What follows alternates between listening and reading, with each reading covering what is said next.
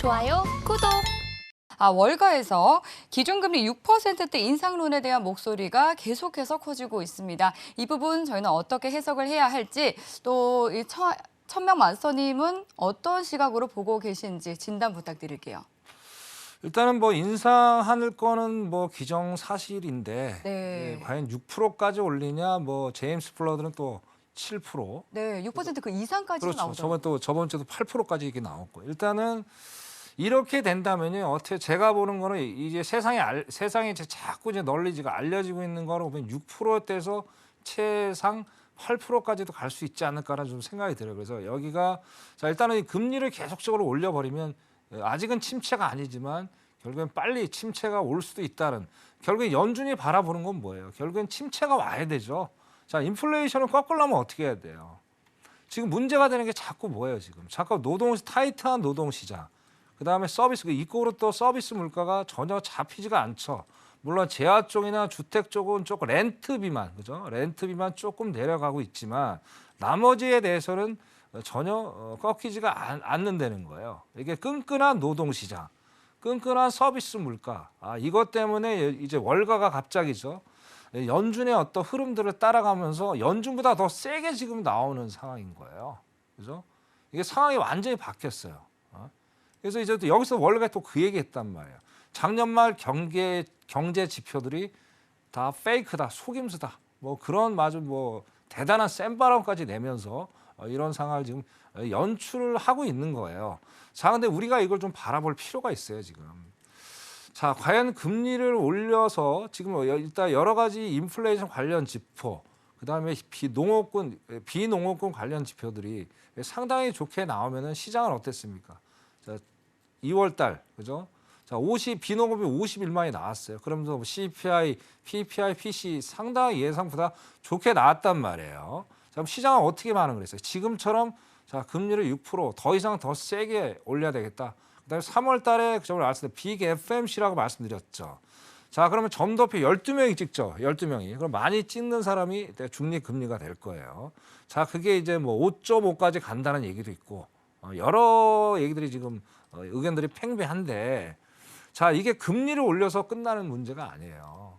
자, 이게 금리를 이제 아까 말씀드린 너무나도 세게 올려버리면은 연준이 바라는 건 뭐예요? 소프트 랜딩이죠. 연착륙. 이제 노랜딩이라는 말은 이제 또 저기 멀리 갔어요. 저번 주가 노랜딩이라는 얘기가 한참 핫 이슈가 되더만, 그죠? 자, 근데 노랜딩에 이제 뒤로 갔지만, 자, 이제 만약 6%까지 많이 올린다 가정을 해보자고요. 그럼 침체가 오면 어떻게 되겠어요? 자, 그럼 침체가 올 것 같으면 연준은 금리를 내리겠죠. 자, 뭐 기본적 금리를 내리면 역사적으로 증시가 상승을 했단 말이에요. 근데 이번엔 달라요. 왜? 자, 과거 20, 30년 동안 몇 번 말씀드린 거지만 인플레이션이라는 게 없었단 말이에요. 자, 인플레이션을 잡기 위해서 금리를 올렸단 말이에요. 세게 6%까지 올렸어요. 예를 들어서. 자, 이제 조금씩 내려갈 거란 말이에요. 그 속도가 언제 내리고 얼마 정도까지 속도가 이어질지, 뭐 빠를지 느릴지 그건 모르겠다.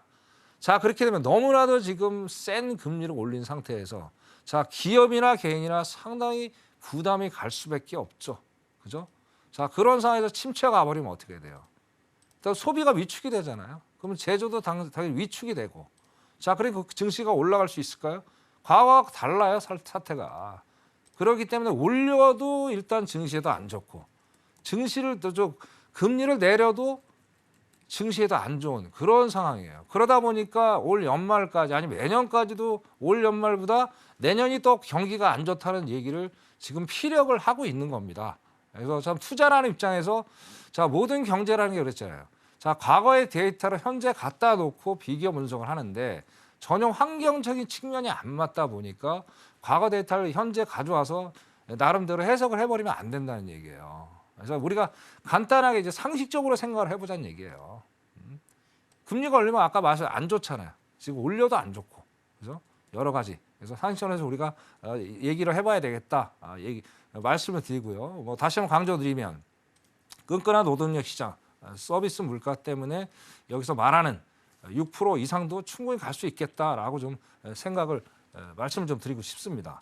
자, 다음 페이지 한번 볼게요. 자, 역사적으로 이제 이게 또 봐야 될 게, 자, 10년 왼쪽에 있는 게 10년물 국채예요. 그다음에 이제 위에가 S&P, 오른쪽이 S&P인데 이게 재미있는 게 또 있어요. 이거 보시면 자, 어떤 모습이죠? 자, 올 1월까지만 해도 10년물이 한 3.3%까지 빠졌었어요. 3.3%. 그죠? 3.3%까지 빠졌었는데 그러다가 지금 어떻습니까? 거의 4%대 육박하죠. 그죠? 엄청나게 올라갔어요. 엄청나게. 자, 그런데 S&P를 가만 보세요. 자, 이때 보면 3,800까지 밀리다가 뭐 4,200까지 한번 근처까지 터치를 했어요. 자, 그러면 역으로 따지면 얘는 이제 이 10년물은 12월보다 더 올라와 있어요. 조금 더. 그죠? 자, 그런데 어떻습니까, 지금? 얘도 12월보다 더 올라갔죠. 요거는 비등한데 자, 결국에는 얘가 내려와 줘야 되겠죠. 그러면 어떻게 돼요? 여기까지 오려면 S&P가 3,800까지는 내려와 줘야 되는데 아직까지도 안 내려오고 있다는 얘기예요. 자, 이 빈 공간에 대해서 우리가 고민을 좀 해봐야 된다는 얘기예요. 빈 공간. 자, 이 빈 공간을 채워서 내려올 것이냐 아니면 그냥 강력하게 지지를 받고 나 여기까지 못 내려올 거야. 올라갈 것이냐.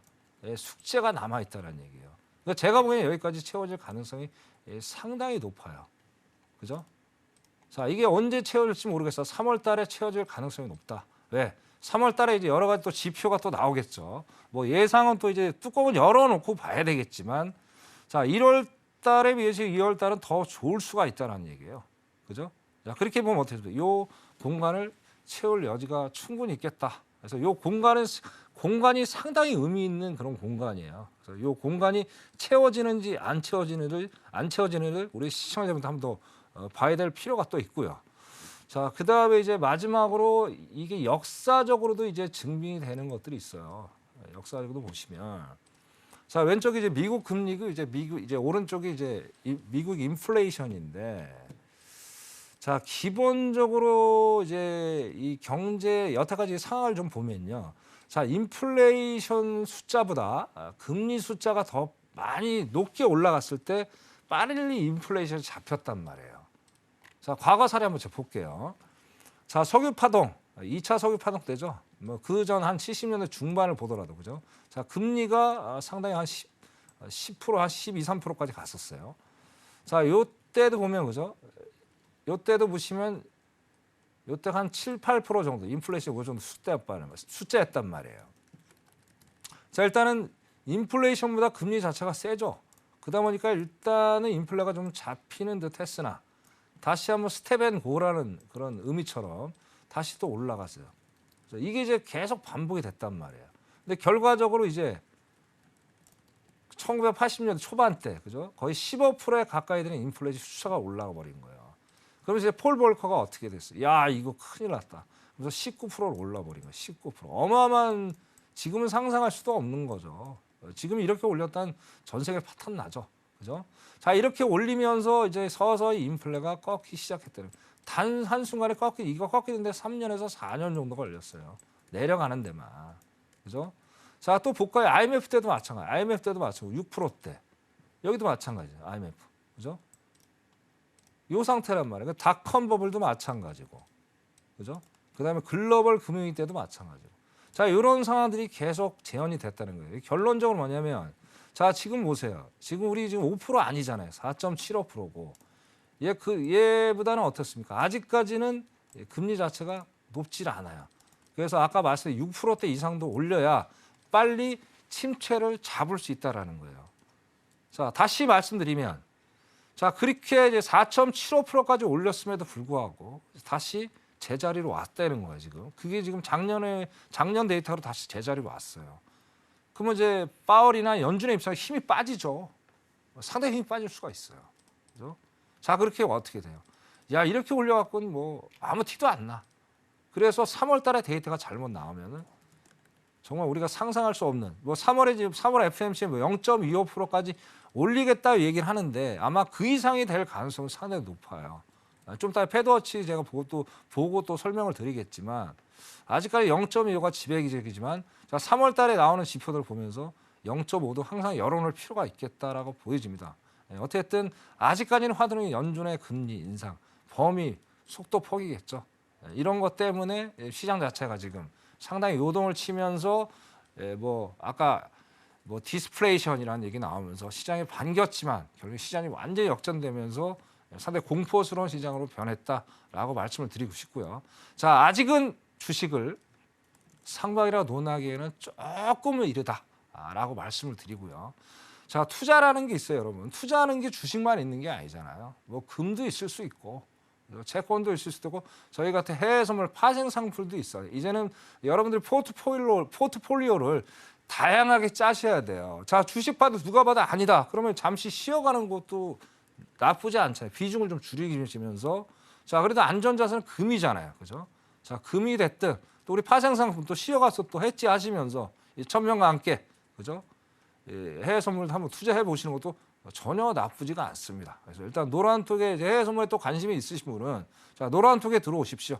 들어오시면 제가 27년 동안 만든 기법도 있어요. 그것도 좀 드리고 또 여러 가지 교육도 좀 시켜드리고 그죠? 이렇게 또 알아가는 그런 시간을 또 만들어 볼게요.